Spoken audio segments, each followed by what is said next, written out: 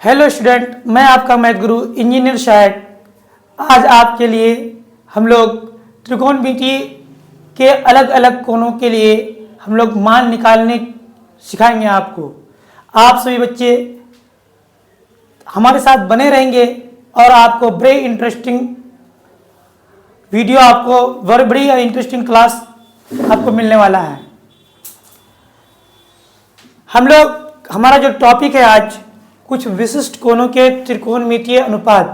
इसी को इंग्लिश में अगर हम बात करेंगे तो trigonometric ratio of some special angles. तो हम लोग 45 डिग्री कोण के लिए सभी त्रिकोणमितीय अनुपात का मान निकालेंगे। तो कैसे निकालते हैं भैया, देखते हैं। तो इसके लिए हम लोग एक समकोण त्रिभुज ले लेते हैं। हमारे पास समकोण त्रिभुज ABC है, जिसका कोण B समकोण है, जिसका कोण B समकोण है, और मैं 45 डिग्री कोण के लिए त्रिकोणमितीय अनुपात निकाल रहा हूं।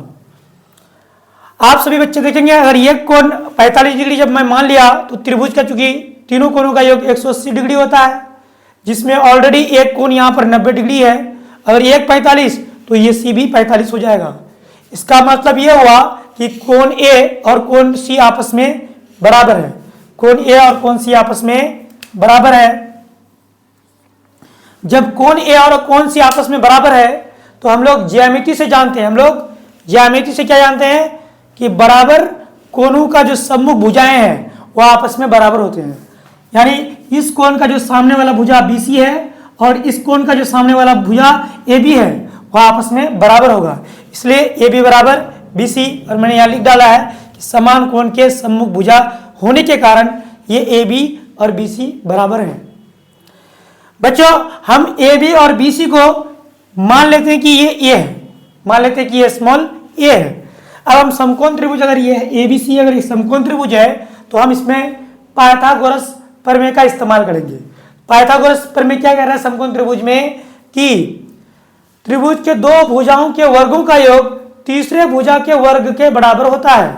तो यानी अगर मैं बात करूंगा समकोण त्रिभुज में, तो इस कोण के रेस्पेक्ट में, 45 डिग्री के रेस्पेक्ट में, ये जो BC होगा हमारा वो परपेंडिकुलर यानी लंब हो जाएगा, और कोण का जो संलग्न भुजा है यानी 45 डिग्री का संलग्न भुजा जो AB है वही मेरा क्या हो जाएगा, वही हमारा आधार हो जाएगा। तो और ये जो समकोण है इसके सामने वाला जो भुजा होगा वो हमारा कर्ण हो जाएगा। तो अगर हम बात करेंगे AB स्क्वायर जो BC स्क्वायर बराबर क्या AC स्क्वायर होगा। इसलिए हम लोग AC को अगर इस पार लेके आ जाए और AC के वर्ग को हटा दें तो ये बराबर के उस पार जाके रूट ले लेगा, और अंडर रूट में AB स्क्वायर और BC स्क्वायर आ जाएगा। क्योंकि AB का मान और BC का मान, हम दोनों का ही मान A लिए हैं, तो AB की जगह पे भी A रखेंगे और BC की जगह पे भी A रखेंगे। दोनों का स्क्वायर करेंगे तो A स्क्वायर, एक A स्क्वायर जब जोड़ेंगे तो 2A स्क्वायर होगा। A स्क्वायर का वर्ग रूट यानी वर्गमूल जो होगा, स्क्वायर रूट होगा, वो क्या हो जाएगा, A√2 हो जाएगा। तो इस प्रकार से हमें AC का मान A√2 प्राप्त हो गया, यानी कर्ण का मान A√2 प्राप्त हो गया। इस प्रकार से हम कह सकते हैं कि एक्चुअली में किसका मान निकला है, AC बराबर क्या है, H है। AC बराबर क्या है, H है, यानी कर्ण का मान यहां से हमको प्राप्त हो गया। बच्चों, अब हम लोग कोण 45 डिग्री के लिए, अगर हम बात कोण 45 डिग्री के लिए कहेंगे तो हमारे पास जो लंब हुआ यहाँ से BC है और इसका मान हम लोग A मान रखे हैं। इसी प्रकार से B जो है आधार है और यही AB है, और AB का मान भी हम 1 मान रखे हैं, और H का मान हम लोग यहाँ से यानी कर्ण का मान हम लोग पाइथागोरस थ्योरम के इस्तेमाल से हम लोग A√2 निकाल के लेके आए हैं। बच्चों, अब लोग कोण 45 डिग्री के लिए साइन 45 डिग्री का मान निकालेंगे। तो जानते हैं कि साइन थीटा जो होता है वो P/H होता है। तो साइन 45 डिग्री बराबर P/H, और 45 डिग्री के लिए जो हमारा लंब का जो वैल्यू है वो A है और H का जो वैल्यू है वो A√2 है। तो A से A कैंसिल हो जाएगा, यहाँ 1 बचेगा तो 1 है, और यहाँ √2 बचेगा तो √2 है।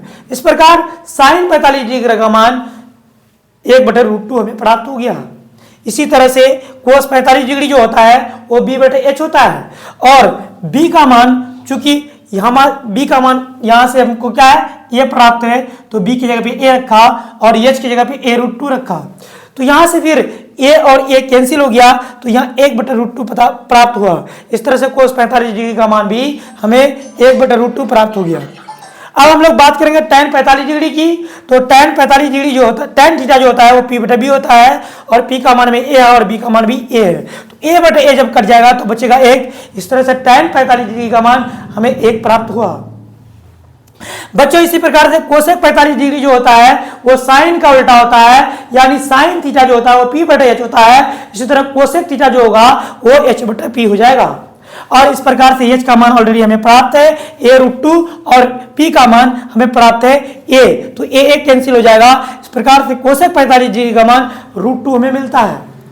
और सेक 45 डिग्री की अगर बात करेंगे, ये कोस का उल्टा होता है और कोस चूंकि b/h होता है और इसीलिए सेक जो होगा, सेक जो थीटा होगा वो h/b हो जाएगा।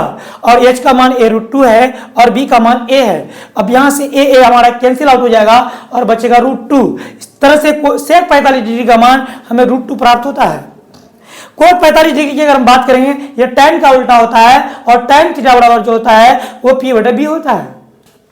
अगर tan थीटा p/b होता है, क्योंकि ये कोट थीटा tan का उल्टा है तो ये b/p हो जाएगा और b का मान हमें a है और a का मान भी हमें यहाँ से a है। तो इस तरह से a कैंसिल होके कोट 45 डिग्री का मान भी a हो जाएगा। इस प्रकार से हम लोग 45 डिग्री के लिए हम लोग सभी त्रिकोणमितीय अनुपात का मान निकाल चुके हैं। कोण 45 डिग्री के लिए साइन 45 डिग्री जो होगा वो 1/√2 होगा। इसी प्रकार से कोस 45 होगा 1/√2 होगा और tan 45 1 होगा और कोसेक 45 √2 होता है, जबकि सेक 45 डिग्री √2 होता है और साथ ही साथ कोट 45 डिग्री 1 होता है।